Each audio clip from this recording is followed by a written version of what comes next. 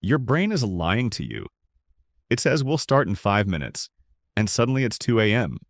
You're eating cold pizza, and you've just spent 47 minutes reading about why pigeons bob their heads when they walk. We tell ourselves we're lazy, but here's the truth. Your brain isn't broken. It's doing exactly what it's designed to do. Avoid anything uncomfortable, hard, or unfamiliar. The problem? In today's world, comfort doesn't keep you alive. It keeps you average. But there's an ancient, battle-tested method that can make your brain actually want to do the hard things, without feeling like you're dragging yourself across mental hot coals. It's called the Lotus Method, and by the end of this video, you'll have a 5-step blueprint to override your brain's resistance, sharpen your focus, and finally do the things you keep avoiding. You're not procrastinating because you're lazy. You're procrastinating because your brain is a comfort junkie. Need to work out? Brain says, let's clean the kitchen first. Because nothing says fitness like sparkling countertops. Need to start a big project? Brain says, oh look, let's research the complete history of bubble wrap. Need to study? Brain says, you know what would help? Just one episode on Netflix for inspiration. Your brain evolved to keep you safe from lions and starvation, not to write essays or build businesses. Hard things trigger the same stress response as danger, so your brain goes, nope, let's chill. Step 1. Awareness, catch the scam. In Buddhism, there's a term, monkey mind, meaning a restless brain that jumps from thought to thought, avoiding discomfort like it's allergic to effort. The Lotus Method starts with noticing when your brain pulls this stunt. Awareness turns the invisible into the visible. When you catch yourself thinking, let's start tomorrow, or let's just check Instagram first while you pause and say, nice try, brain. I see what you're doing. Why it works. Neuroscience shows naming your mental patterns, this is avoidance, activates the prefrontal cortex, the logical decision-making part of your brain, and takes power away from the emotional, reactive part. Without this awareness, you're basically trying to play chess blindfolded against a grandmaster who cheats. Step 2. Flow with it, not fight it. Most people try to force their way through resistance like they're pushing a car uphill with square wheels. That works for 2 minutes. Then you burn out. Eastern philosophy, specifically Lao Tzu's concept of Wu Wei, teaches something counterintuitive. Stop fighting the river, learn to swim with it.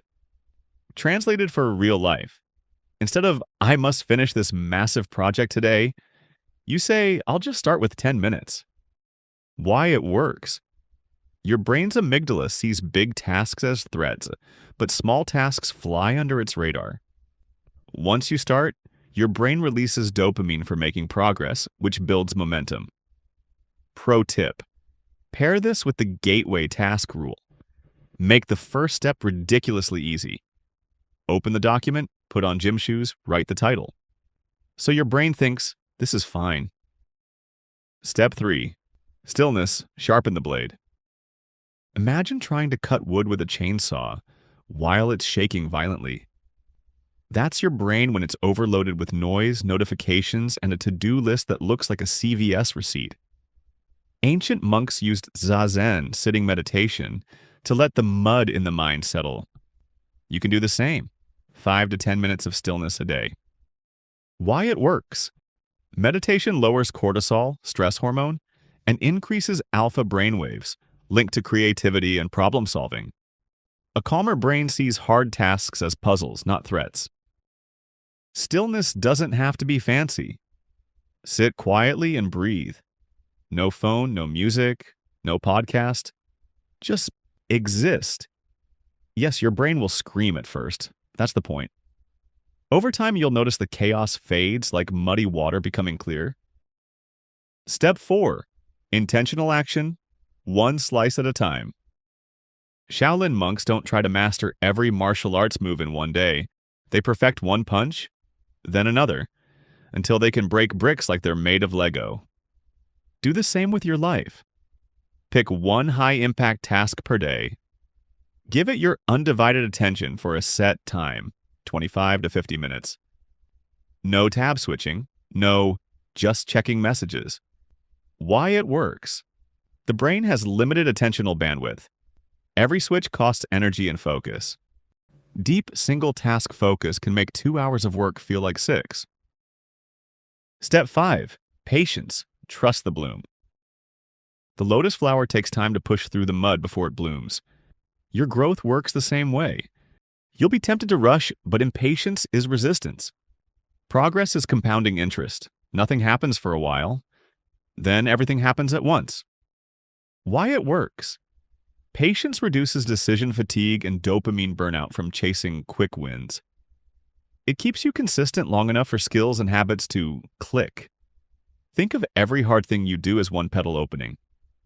Stop yanking the flower open, like it'll bloom when it's ready. Here's your Lotus Method cheat sheet. 1. Catch your brain's scam. 2. Flow, don't fight. 3. Practice stillness daily. 4. Focus on one slice at a time. 5. Be patient with the bloom.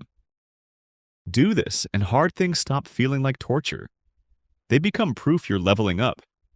Your brain will resist at first, but give it time, and it'll start working for you, not against you. So, what's the one hard thing you'll tackle today? Drop it in the comments. And if you want more brain hacking, focus boosting, procrastination destroying content, you know what to do. Like, subscribe. Let's grow your Lotus.